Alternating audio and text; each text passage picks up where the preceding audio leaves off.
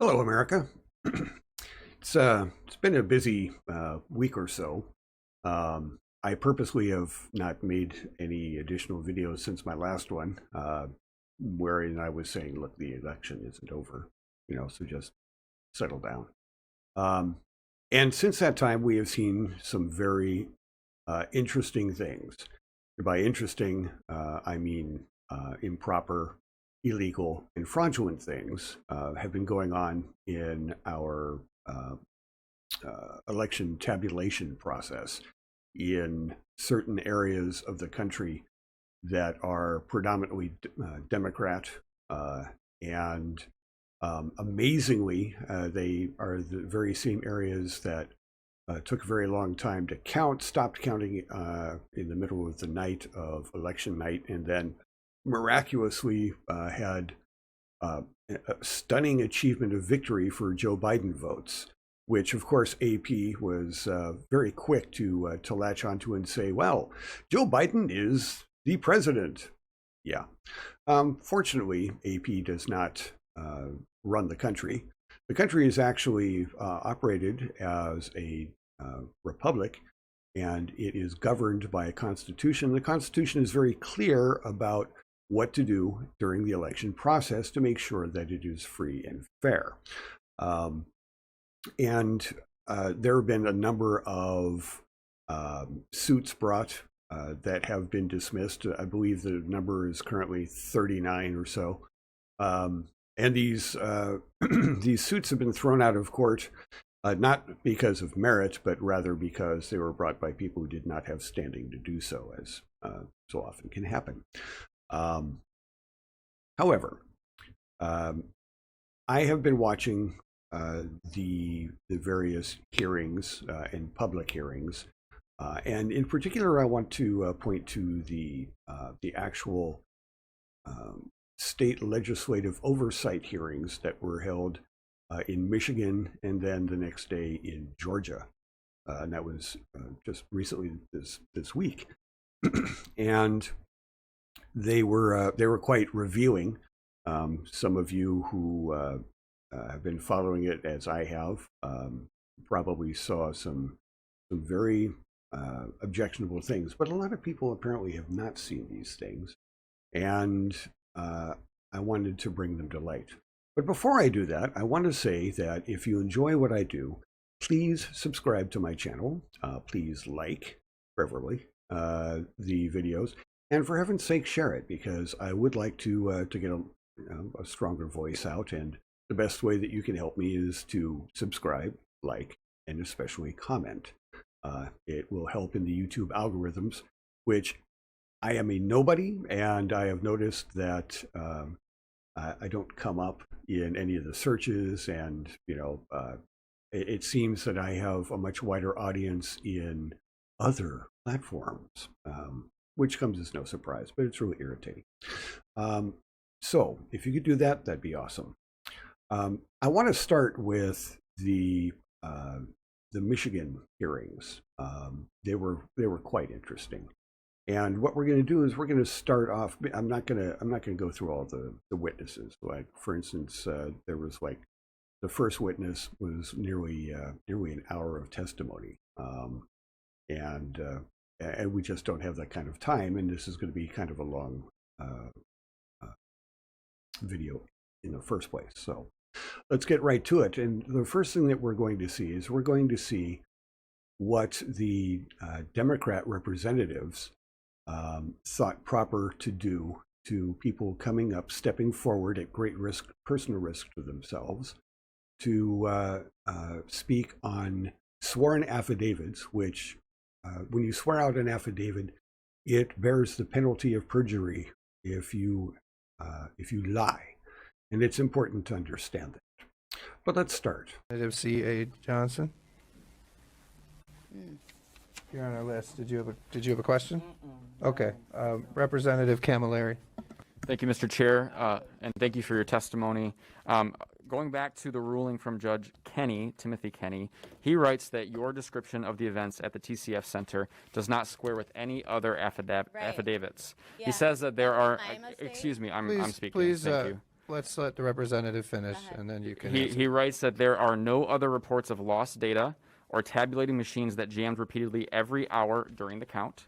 He also writes that neither Republican nor Democratic challengers nor city officials substantiate your version of these events. The allegations simply are not credible, is what Judge Kenny writes. So my question for you is, you know, you're making claims here today that there's systematic fraud in what's going on in our elections. Are the courts also tied up in that fraud? Let me tell you what I did by accident, okay? I gave Channel 7 an interview that they tied in to that and made me the witness that's uncredible. Guess what? There's going to be a couple behind me that are going to say the same thing I just said. And The witness before you was also proven not credible as well by oh the no, same she judge. wasn't, because she wasn't even there. Representative The very Camilleri, first let's let her time finish, she has please. talked. The very Ma'am. first time. So I just want to understand, you know, I don't know what exactly all the things that are being talked about there are, but can you tell us what you said today is the truth? Is that correct? Sir, I wrote a written affidavit. Yes, it is 100% true. Okay, and did other people observe this? Absolutely. And behind me, you're going to hear a couple. Okay, and we'll hear And from them. let me just hopefully. state this. I was an IT worker on the stage. I was working with Dominion.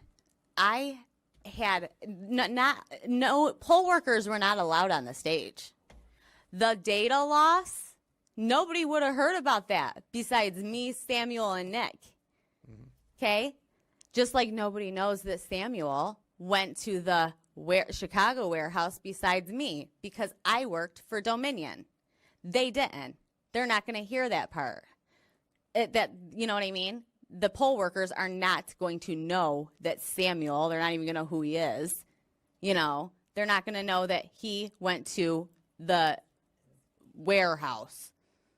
So can you, I think what Representative Camilleri is asking is perhaps why is it that more people, and I know we have a couple here today, but why is it that we're not having more people come forward? I mean, it seems like if there I'll was tell all you this why. widespread fraud that, you know, we'd have dozens and dozens of people. I'll tell you why. My life has been destroyed. My life has been completely destroyed because of this. I've lost family. I've lost friends. I've been threatened.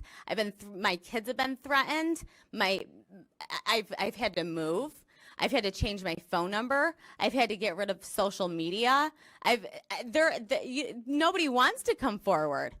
They're getting threatened.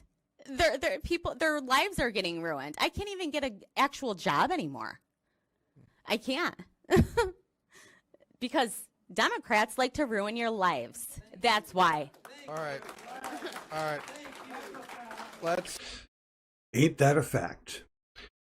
The Democrats, the leftists, the communists, who are pushing cancel culture and this whole, strength through division. Strength through division, really? Anyway, they are they're quite good, quite well organized at basically screwing you if you step outside the box, step outside the narrative, and become a threat to them in any way at all. And just as a demonstration of what that might look like in the most polite of terms, she mentioned, this representative mentioned that, and the previous witness was uncredible as well. Seems very important to these people that nobody's credible, despite the fact that all of these people coming forward are doing so under the penalty of law for perjury, and they are numerous. I would go so far as to say legion. But what does it look like when you're being threatened? Johnson.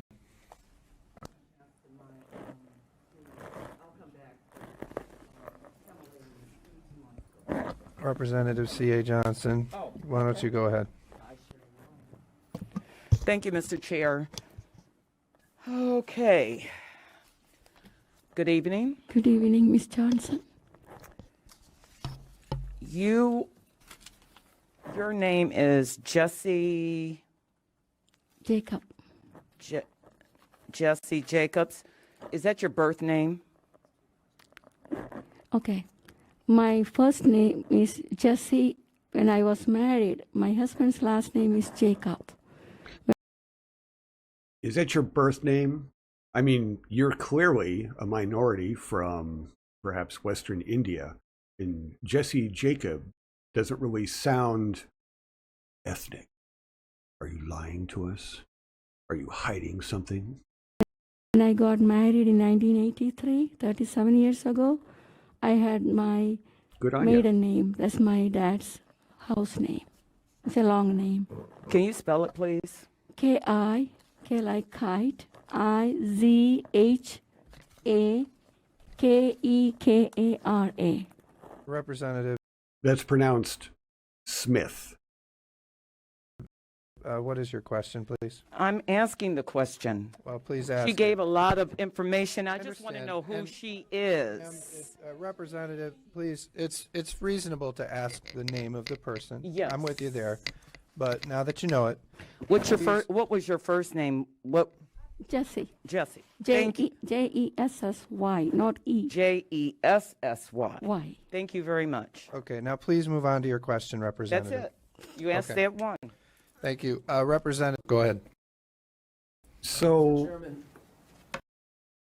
her question was, what's your identity? What's your name? Who are you? So a powerful person scrutinizes you to make sure that they know precisely who you are. But there's no threat there. Oh no, not at all. Your name won't appear on an Antifa hit list or anything. You won't be, doxxed. You won't have your credit destroyed. You won't be threatened in any way.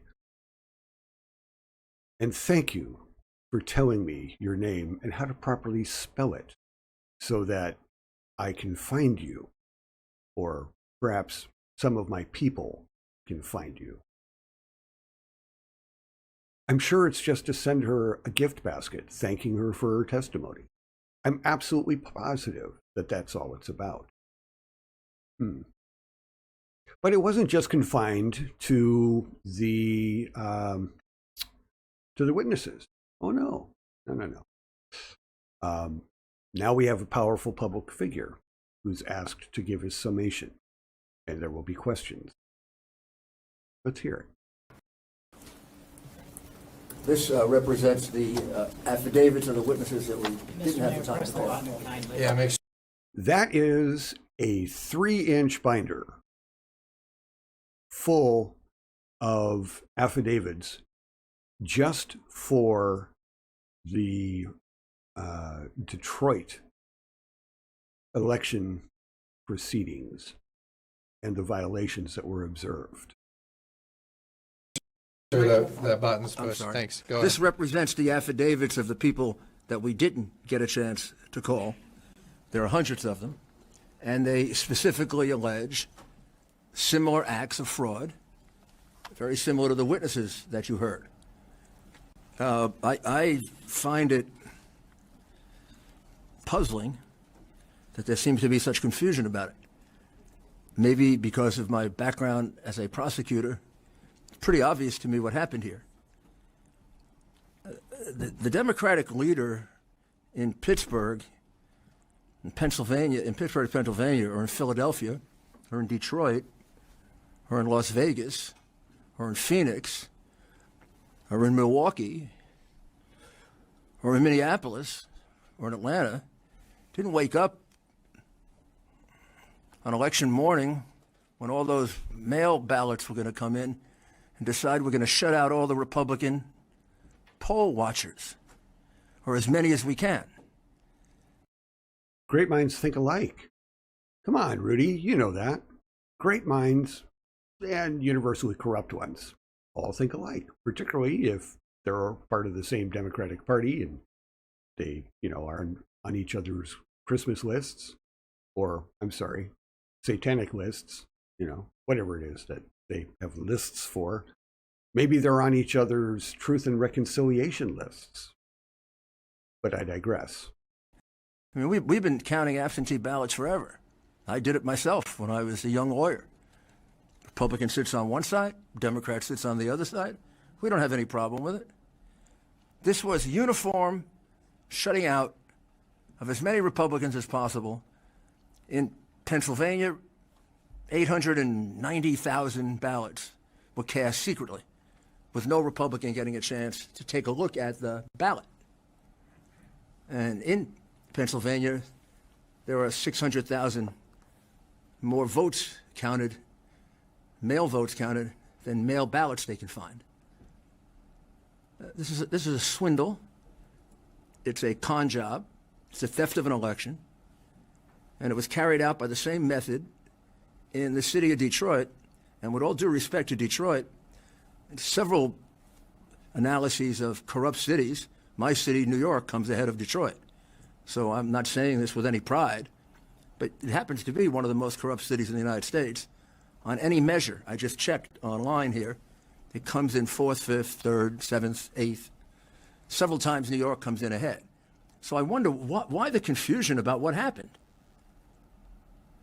They stole the election. Not the first one they stole, not the last one they're going to steal unless you do something about it. But you do something real, not, let's see how we're going to fix it. You've been fixing it for years, and it hasn't gotten fixed. They've been stealing elections for years. And this time, they got a chance to steal it really big because of the ridiculous mail ballot that was created. Back in that was created for COVID, a deadly pandemic that has a death rate of 0.027%. And at that, for only perhaps 2.5% of the population. But it needed doing. We had to be safe for our election. 1960, the mayor of Chicago, the most corrupt city in America, by the way, just in case, on all the lists, by far, we can all feel better. Chicago's the most corrupt. He helped to steal the 1960 election by holding back the ballots in Chicago so the Republican ballots would come in, and then along with a gentleman named Sam Giancana, they got the ballots they needed to elect their candidate. Last year, 2 years ago in Florida, the same thing happened in Palm Beach and Broward County. It was a 2-point election, Senate, governor. Palm Beach County took 2.5 weeks to report. And finally it ended when they caught a truck like the one coming from Bayport, New York to Philadelphia. They caught a truck in Jacksonville headed to Palm Beach with 100,000 ballots that pretended to be Palm Beach ballots, but they were done up in Jacksonville. And then they had to end the election, and they prosecuted the people in Palm Beach. And remember, this year, we had no problem in Florida. I mean, you were counting for an eternity. Florida was over with that night because the governor had the courage to straighten it out. He had the courage to prosecute the people who committed the fraud. You don't end fraud by prospective measures to deal with fraud. You know how you end fraud? You put criminals in jail. That's how you end fraud. But you have noticed that the Democratic Party seems to want to let criminals out of jail. Unless, of course, the criminals are conservatives standing up for their rights. Then they must be made an example of. You have the courage to say that certification that was done by your state is a complete phony. It's a false statement made to the United States government. Those are prosecutable, by the way. That's not the vote by any means in Michigan. That's not the vote in Michigan. I don't know what the vote in Michigan is, but it's at least 300,000 or 400,000 votes off from what the real vote in Michigan is. And you heard the anger and the upset of your citizens They seem to have more passion about it than you do. They figured out what happens because they live on the street. They know what happens in Detroit.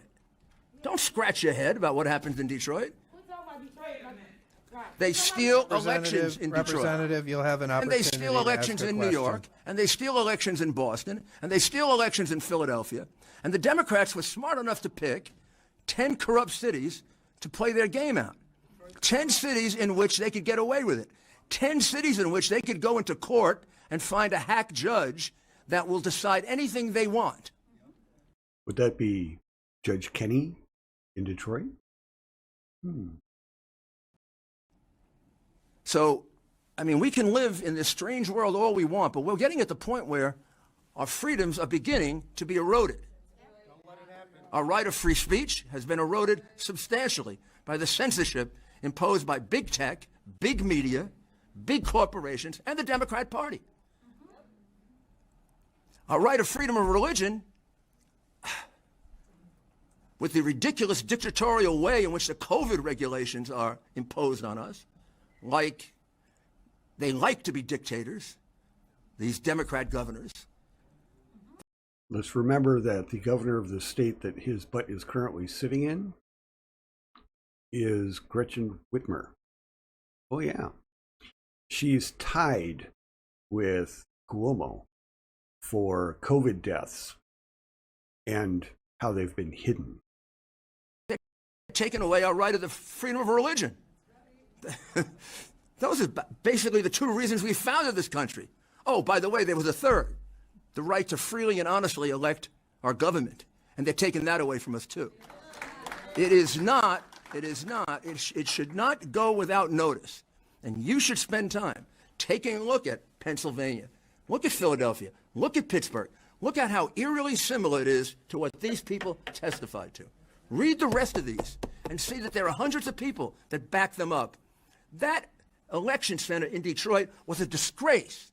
You should be ashamed of it as citizens of Michigan. I would be ashamed of it if it was in New York, and it could easily be in New York. And I would do everything in my power to make sure it never happened again. And I would never certify an election or have my name associated with anything that was false. Now, it is your responsibility to do that. Not the governor, not the Secretary of State. You were given that responsibility by our founding fathers. They decided who would be the final arbiter, who should overlook a presidential election. And in Article 2, Section 1, Clause 2, the power is given to you. In the McPherson case in 1892, the United States Supreme Court made clear that you can take that power back any time you want to. Yes. Anytime. You can take it back tonight. You can take it back the day before the electors go down to Washington. You can take it back any time you want. And in case you think it's old law, it was reiterated in Bush v. Gore. You have the right to take it back. You are the final arbiter of how honest or not your election is in your state. And it's your responsibility to stand up to that. And all I can tell you is, we let them get away with this. I don't know what happens after this. This was a concerted plan to fix this election.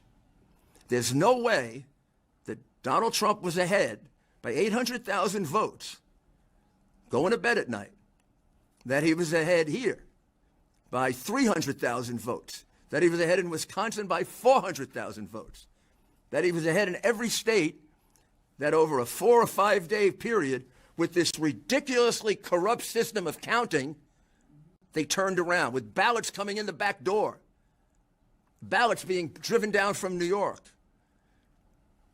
There's no way that this wasn't stolen. And what it takes is courage. Courage. Not to be afraid of what's happened to these poor people.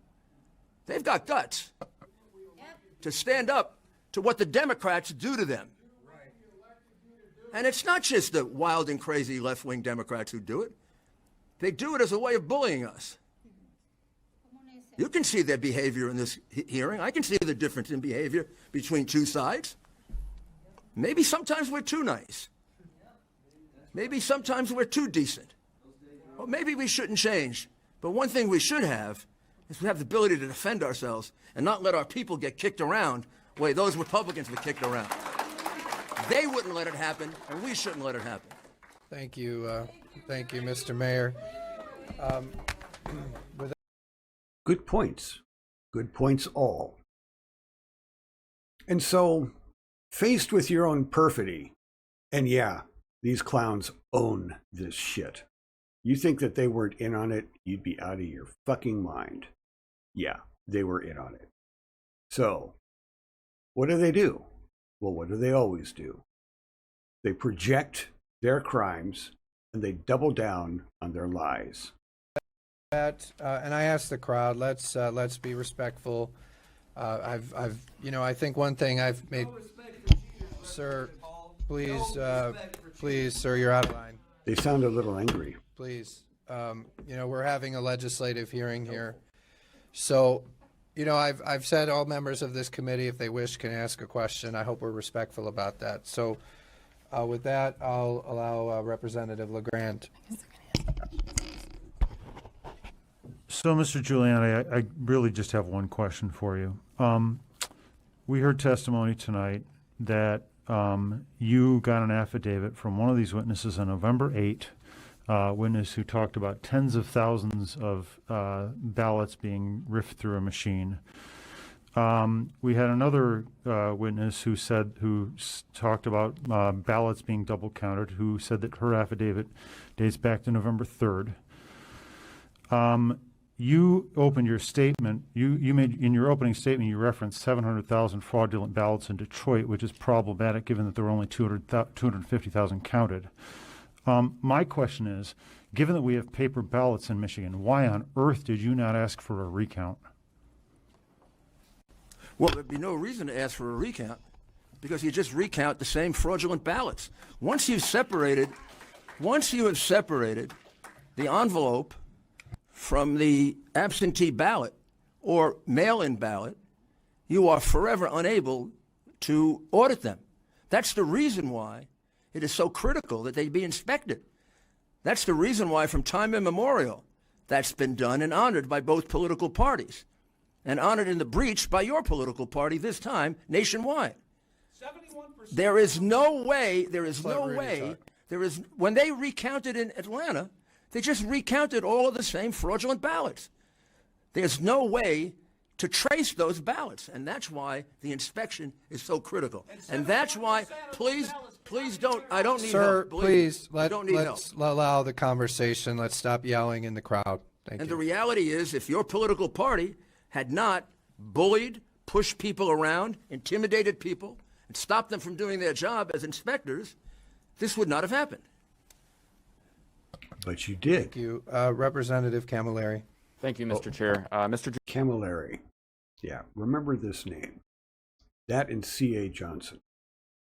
Giuliani, this committee heard testimony from a bipartisan group of county clerks in Michigan. One was a Democrat and two were Republicans.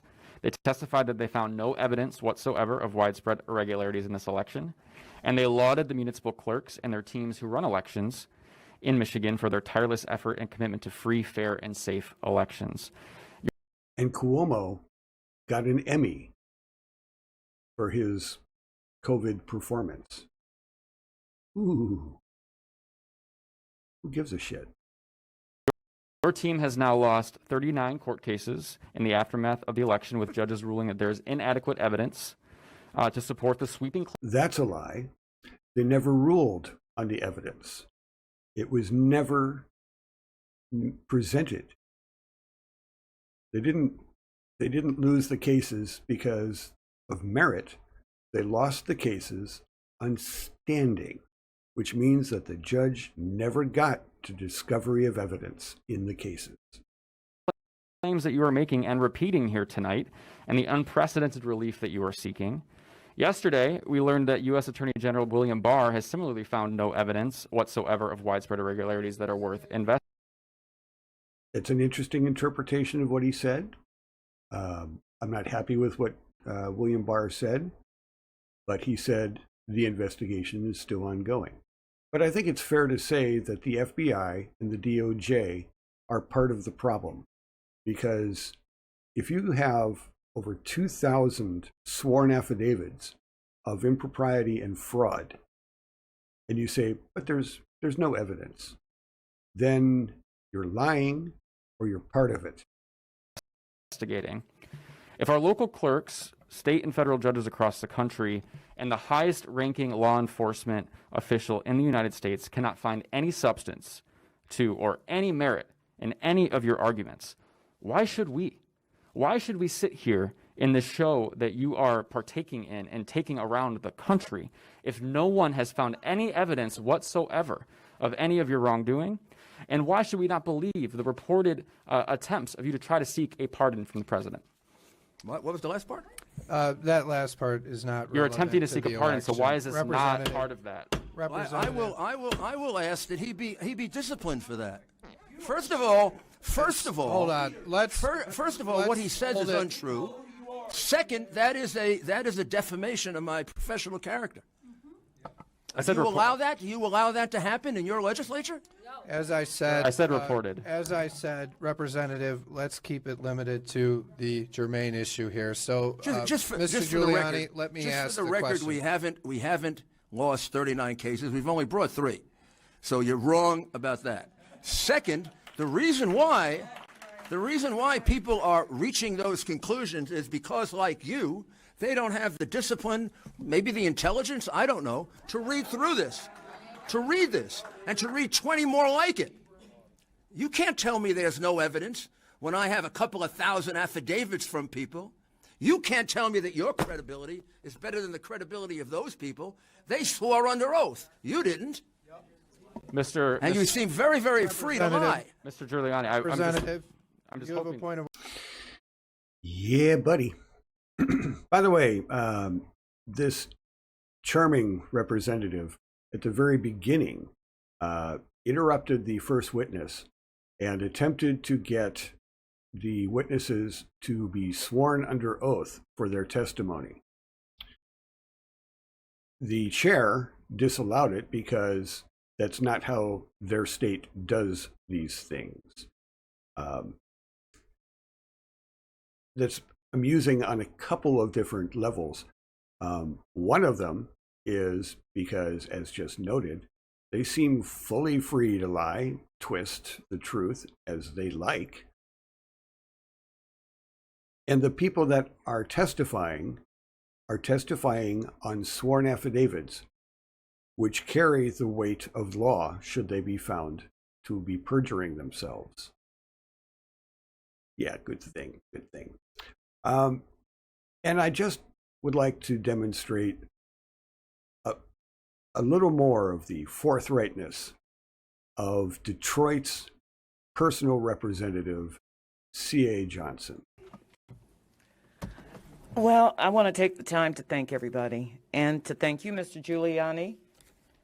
And I will take the time to just give some quotes that some of my constituents made today. Our elected officials. I'd like to get onto the record some lies that some of our fellow Democrats have made today, our constituents. Except you're supposed to be asking questions, bitch. Officials should be condemning. Should What be is your condemning. question, Representative? Sir, I'm asking you, what is your no, question? I don't have a question. I would like If to. you don't have a question, then we're going to move on, Representative. No, that is not fair, sir. Representative because Riley, our we're gonna move elected on. officials should be condemning, not. I'm sorry, you're out of order, Representative. You're out of order. You're out of order. You don't have a question. You're out of order. Representative, you're out of order. You're out of order, Representative. You're out of order, ma'am. You're out of order, Representative. Representative Riley. We were instructed how we were to. Yeah. These people are lying, and they're lying.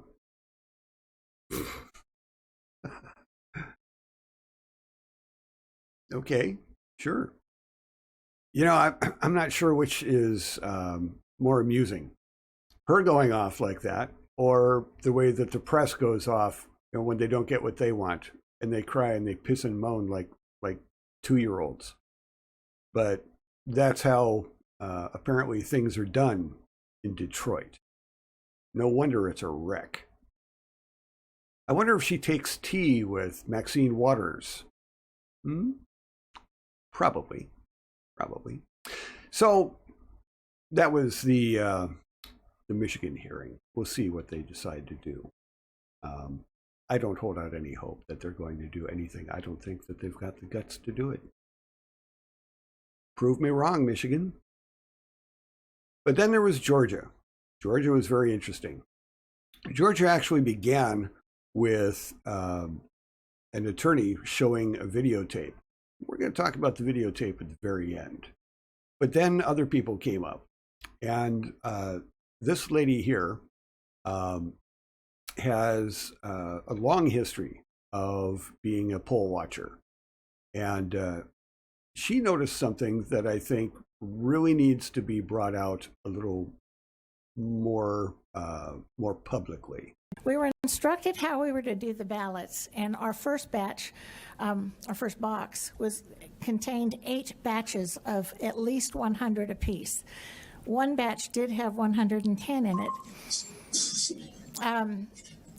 And as we went through the batches, they were normal absentee ballots, and most of them were pretty worn until we came up to a batch that is, it was, my words were pristine. It was white. It was so white. And this is a typical absentee ballot. You can see how when it comes to you in the mail, how it's got many folds in it. These had no folds. You could see where it should have been folded if it went through a folding machine, or for the voter to figure out easily how to do that. But these did not have that. I was running my hands up, and I said to my seatmate, I said, feel these. They feel different. And when you have felt absentee ballots for as long as I have, yeah, the years are creeping up there, you know the feel of them. You know the feel of a real dollar bill. You know the feel of a play dollar bill, even though it might look genuine. But the thing that really jumped out at us, besides the feel of these ballots, besides there were no folds, was the fact that the first one that was bubbled in had almost a little eclipse of white in the bubble where you would bubble in. And in that ballot, I mean, everything else was right there. But as we began to proceed through, because we had to sort these by Donald J. Trump, Joseph R. Biden, and Joe Jorgensen, and then write-in if we happen to have a write-in. What we began to notice was an overwhelming amount were exactly, not possibly, but exactly the same. So these absentee ballots had no folds in them. Yet they were presented as absentee ballots.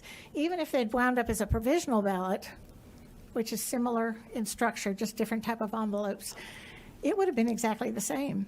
There would have been folds in them, but these ballots were exactly the same, and there was one in the middle of this stack that all of us at times have pulled something out of a scanner or a copier too soon, and the image is not square on the paper.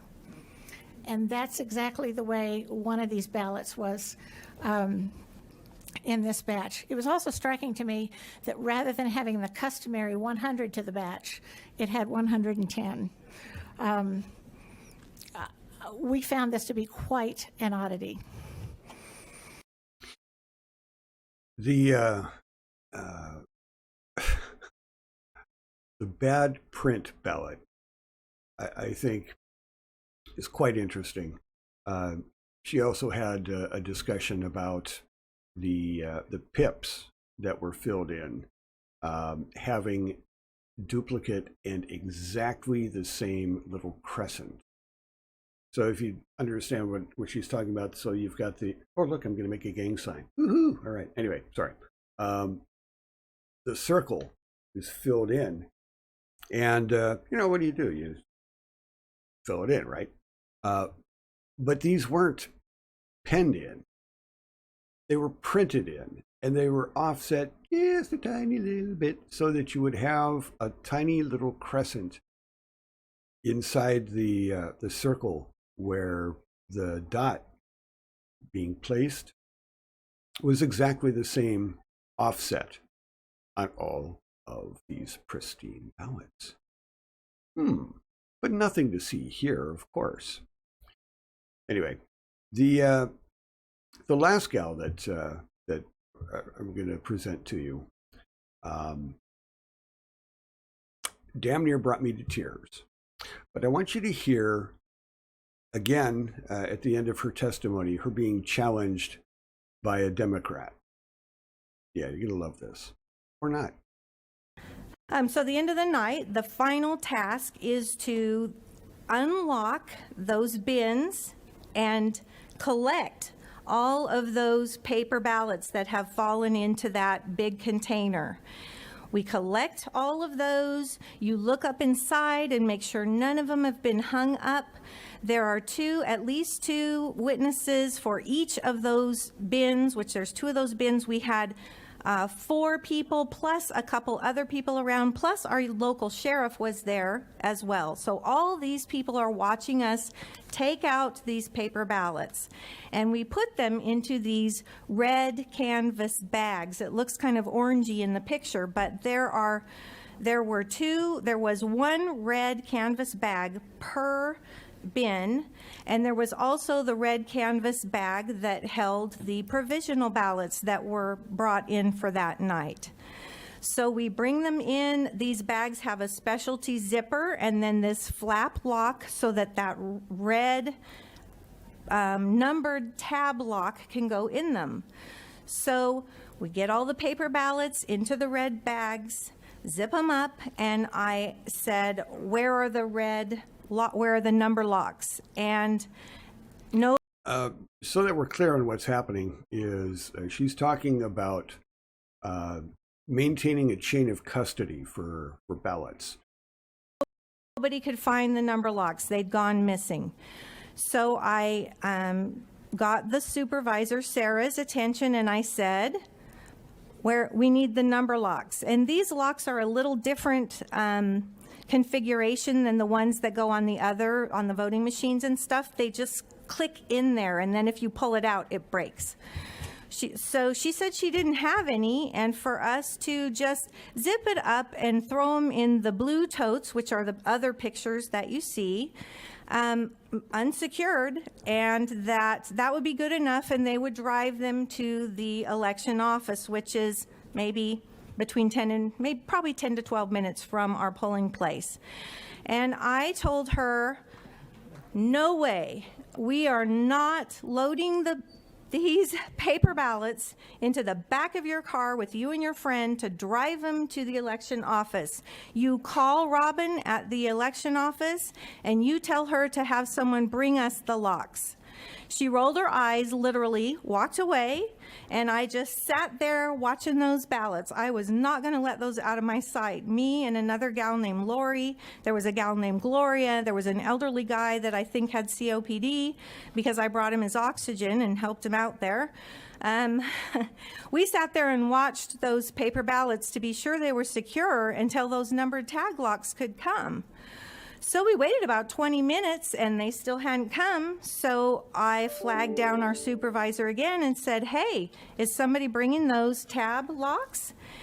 And she said, Ms. Smith, can you wrap it up? Yep. We got a lot. Okay, so she said, we don't need them. And I said, I'm not leaving here until you bring them. So finally, after my second request, they brought the numbered tab locks. And so I asked where the chain of custody forms were. And she said they didn't have any. And I said, it does no good to lock them without a chain of custody form.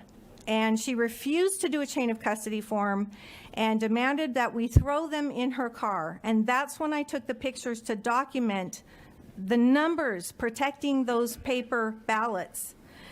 In my job as a nurse, if you send a urine drug screen to the lab and it's all sealed up but you have no chain of custody form, they throw it away because the chain of custody form is what proves it hasn't been tampered with. Those bags left that place with the tags I pitched a fit on about and took pictures of, but no chain of custody form. I had no idea what would happen to them after they left that place. I followed the supervisor and her friend, and the sheriff made sure the bags got into the election office, went home, couldn't sleep. Well, I went actually to our poll worker who'd been kicked out's house, had a sleepless night. The next day, I went to the local election office and met with our local election authorities. They wouldn't listen. I gave them pictures of the tab locks, asked them could we at least look at them and make sure they're still sealed and do a chain of custody form. They refused. He told me, Gary Hamilton, my commissioner on the election board, said it wouldn't matter if a couple 100 ballots went missing. That was the response from my local election office. And so here I knew that we had these unsecured. All our paper ballots were completely unsecured. Less secure than someone's urine drug screen, right? So then on the Friday, the 13th, when we go to do our initial count of the paper ballots, guess what? They come out of the back room in cardboard boxes, not in the bags I sealed on election night. And there's no chain of custody form. There is no documentation of what happened to those people's ballots between when I locked them up election night and when they walked out in cardboard boxes. I had to bite my tongue because I was a poll watcher and I couldn't take pictures, but there's a whole room full of people who could corroborate that they came out in cardboard boxes, not in those canvas bags. Now you tell me why they all cheered when the paper ballot count matched the machine count. It means nothing when you count paper ballots that have been handled, removed from their sealed containers, and no documentation of what happened to them in between. Counting paper ballots means zip, nothing, absolutely nothing. And it's infuriating, and I can't believe it happened. Thank you. Thank you. Do you have any questions? Thank you very much. Senator Jordan. Just a second. Oh, one other point. I also counted the absentee. I watched for counting the absentee ballots, and one of the workers asked how they verified the signatures, and a little old lady stood up and said, "Oh, I verified 90% of them." One lady, one little old lady, looks at all those absentee ballots and decides whose signature stays and whose signature goes. You tell me what oversight and verification process that is. I'm sorry. I think you had a question, Senator Jordan. Yeah, just a quick question. And so you were a poll worker in Hart County, Georgia? Correct. And with respect to the ultimate count there, isn't it true that President Trump won that county 9,465 votes to 3,100 It is, approximately? which is remarkable. So the Trump team is willing to listen to me, someone who lives in a county where Trump won by a landslide, because I want to tell you, I don't give a rip who won. What matters to me is that the people's vote is more protected than their urine. Think about it. It doesn't matter who won. Those paper ballots were not secure. I don't care if you're a Democrat, a Republican. I don't care if you voted for Minnie Mouse. I don't care. The process is flawed when your urine is more protected than your vote. And that is what happened. And that's why I'm here, because you need to fix the holes that jeopardize every single person sitting in this chair. I don't care who they voted for. Those voters, I saw a woman lead her blind husband in to vote. I saw a man pull up in a big van and come out in his electric wheelchair to vote.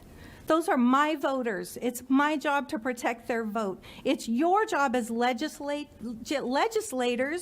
to ensure that there are safeguards for their votes, and that when the law is broken and people don't follow the law, you're supposed to make sure that they do. That's your job. And it's not just my vote, it's yours too. Think about it. Your vote might not have counted either. Not a single person in this room. You don't know. You weren't there. I was there. I thank you for your time, and I hope you'll take what these people are telling you seriously. It's important. The people's voice matters in this country. It does. God bless her. I mean, just God bless her. She didn't give a shit who won. She knew it was wrong. Oh, but you know, your candidate, won in your county. Isn't that enough for you? Well, I suppose that, if you're shallow and, you have no sense of propriety, perhaps that would be true. Frankly, I prefer the caliber of person who's giving testimony to the caliber of person who would ask that question. You need to really, really pay attention to who's running in your local elections, people. I mean, seriously, you need to know. So, yesterday, Mike Pence had a live rally in Georgia. And also yesterday, there was a live presentation on YouTube and presumably on other channels. I don't watch other channels. I actually don't have cable TV. I won't have it in my home. It's like, fuck Comcast. Anyway, there were some amusing pieces in that. This is the Atlanta mayor. I'm Atlanta Mayor Keisha Lance Bottoms. I'm reminded of a quote by Atlanta's native son, Dr. Martin Luther King Jr., who said, "We are not makers of history, we are made by history." I've often wondered what he meant by that. But as we are on the eve of one of the most important elections in our country and in our state's history, what I know to be true is this. Generations that come after us will ask, where did we stand at this time? When we've asked our grandparents and our parents where they were during the civil rights movement, some said they swept floors, others said they marched, others said they made sandwiches, others have said, I voted. That's what we have to be able to tell our children's children, that we stood up and we made a difference. That when the opportunity for our nation to take a turn for the better was presented to us, we did all in our power to make a difference. So I believe that is true. I believe that the Democrats did everything in their power, particularly in areas where they were fully empowered, to defraud an election. It wasn't just the poll workers. It was the secretaries of state. It was the governors. It was the election committee officials. It is the judges that they've appointed that turn a blind eye to outright criminality in how the vote was counted. Stalin said it doesn't matter, who people vote for. It's not the vote that counts. It's who counts the vote that really matters. It seems to be that the new communists have taken a page from the old communists. I don't want to hear anymore. These people make me ill and furious. The next piece was supposed to be Stacey Abrams. But, I think I would rather beat her face with a brick than listen to anything that she says. But there is something that I want to show you that's kind of important about this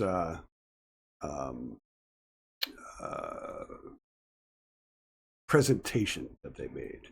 And to do that, I have to move. And come on, there we go. Pardon me while I move. Because what I want to show you next is who is watching this presentation. I want you to note that this is running live, right? And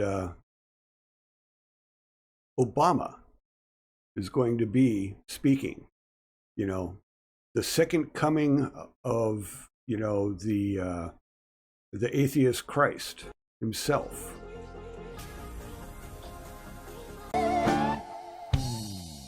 And this is Right Side Broadcasting. Hold on. Sorry, let me pause that. This is Right Side Broadcasting, waiting for Mike Pence, not even the first stringer, the second stringer, Mike Pence, to come and do a rally in support of the Senate race. I want you to notice in particular the number of people watching, just waiting. 16,763 people.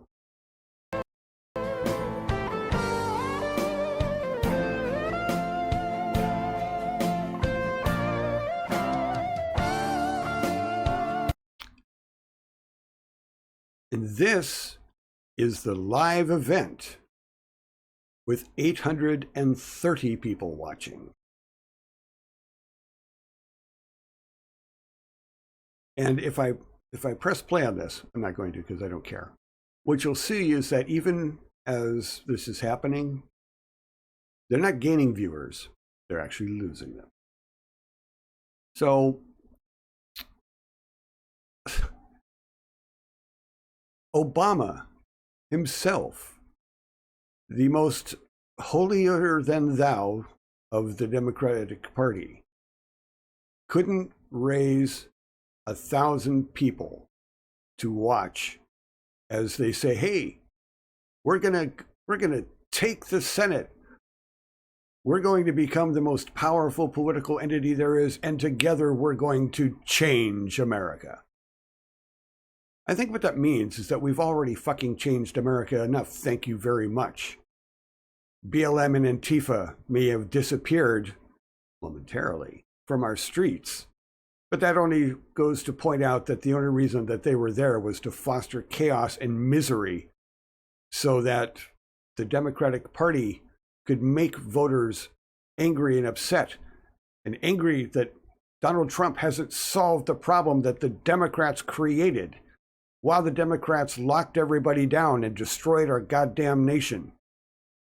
But they couldn't complete the task because most of us aren't buying it. Most of us know that COVID is bullshit. Most of us know that it's the the communists trying to overthrow our nation that are at the core of what's going on. Anyway, but I said that I would bring this back to the beginning. Okay, now the beginning of the Georgia hearing showed videotape that no one had ever seen before. It showed the completely unspecial CRTV from the State Farm arena, where the communists moved all the voting for Georgia to stage in one place so that they could count the vote. This is their response. Maybe a question for Senator Parent. I heard you say several times this has been debunked, but I also just heard that this video just appeared last night. So how could it have been debunked? Well, my response, not being an expert, is that... No, she's not an expert. She's a corrupt politician with a stake and skin in the game for fraud. These very allegations came up right away after the election, almost a month ago. And we've been successfully ignoring them and having them debunked in the mainstream media. And have been repeatedly discussed by the Secretary of State's office, including everything that we're seeing here.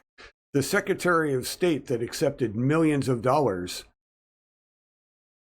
from the Dominion committees to put these systems into place, and who accepted money from George Soros, as well as the governor, to ensure that this would happen. But is this And not there have the- been explanations for all of it. Is this not the first time this video has been shown? I believe that this is the first time this video has been seen. And It the- is. And That's the news correct. media hasn't seen this video or have not? They have put it not. out? They have not Because put I've it been in contact with counsel for the State Farm Arena, and will be today. Okay, Senator Anderson, you're on number 7, correct? So this has been out for 2 days. For those of you that watch mainstream media, have you seen it? No, you haven't. But I bet you've seen the Secretary of State and the election committee head come out and say, but all of this was perfectly normal. Perfectly normal. No, we didn't send people home. That's funny because ABC tweeted out on, I think it was the 4th, maybe it was the 5th, how everybody had been sent home during the voting.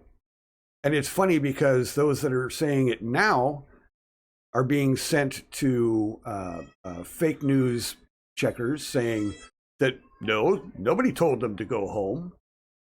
Somebody should tell the fact checkers that, hey, you forgot to pull all the news streams which said that this did happen.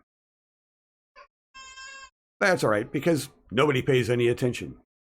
Nobody pays any attention. Nothing to see here. Except that maybe yes, maybe there is really something to see here.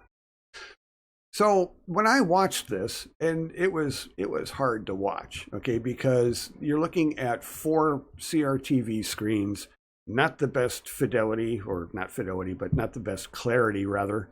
And you know, I'm watching it and listening to them discuss what happens, and they show, well, here's the placing of the table and so on and so forth. Didn't get to see where the boxes of ballots pulled out from underneath said table came from. I'm sure somebody has seen that, but there is something very interesting about what happens once nobody's there. It doesn't matter if they were sent home or decided to leave on their own, which of course it does matter, but you know, who cares what anybody else has to say? This is clear enough. This is somebody who is watching closely.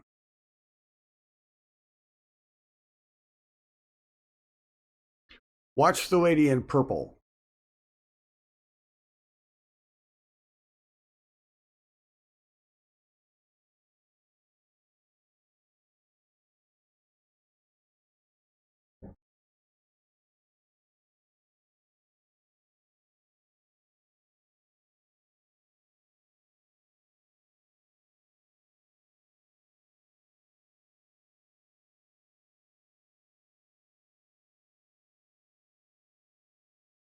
Watch carefully.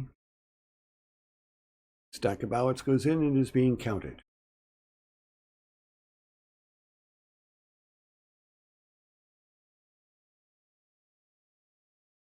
Good question.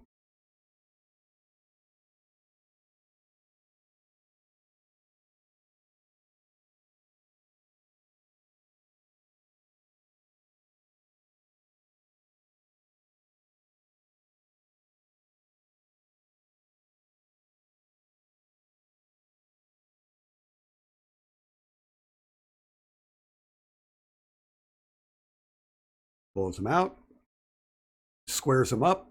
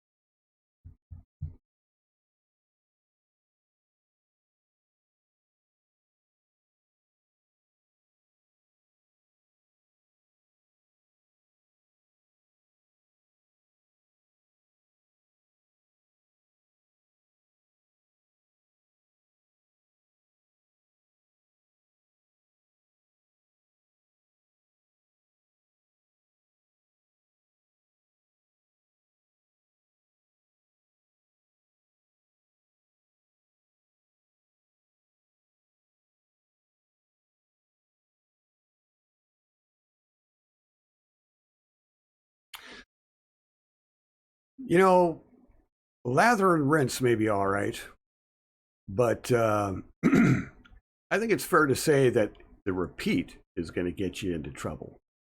Yes, yes, it is. So at this point, I think it's fair to say that an adjustment needs to be made. Do you remember recently Joe Biden quipped on camera that he and his team had put together the most comprehensive election fraud organization ever known in this country? He said the quiet part out loud. And so I think that a small adjustment to his podium needs to be made. Office of the fraudulent election. You know, the thing that I was going to show you that Stacey Abrams said was that she was talking about how diversity is the strength of the Democratic Party. It's kind of a misnomer. What the strength of the Democratic Party is division, sowing division, making us into tribes and categories of people, forgetting the intersectional victimhood bullshit. I want to remind you of something, and I'm going to use a parable you've probably all heard, and I'm going to probably murder it on the way out, but a father had 4 sons who continually would bicker, and he was getting on in years, and he was worried for his land and for his sons.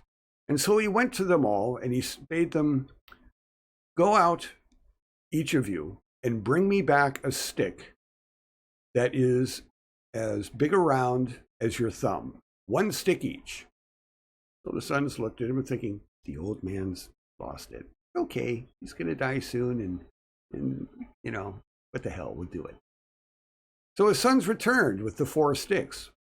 The father then took a ribbon, tied the sticks together, and he bade his sons to say, whichever one of you can break all 4 of these sticks, this bundle of sticks, will inherit everything I own. And he gave the sticks to each of his sons in turn, and struggle though they may, they could not break it. The father then took the sticks, the bundle, untied it, and one by one, very easily snapped all 4 of the sticks. That is an illustration of the very simple fact that if we are divided, we are more easily conquered. We will more easily be destroyed. And the Democratic Party has been working very hard to divide America. Diversity is not our strength. We are the United States. We are a united people.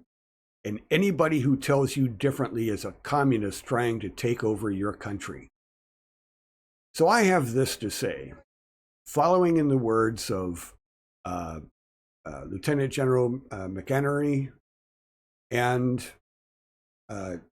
Michael Flynn. Mr. President, your primary function is to protect the Republic, and it is under fire, and people are waging war against us. The domestic enemy is real.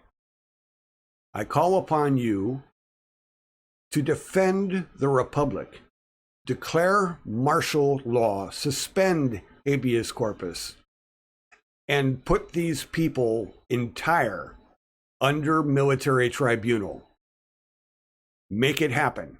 Do not let America fall because you don't, like how it might look in the history books. Not that I think you'd care. Make it happen. Defend the Republic. In America, you are a united people. God bless you all. God bless America. And God bless Donald Trump, who is still and will remain our president.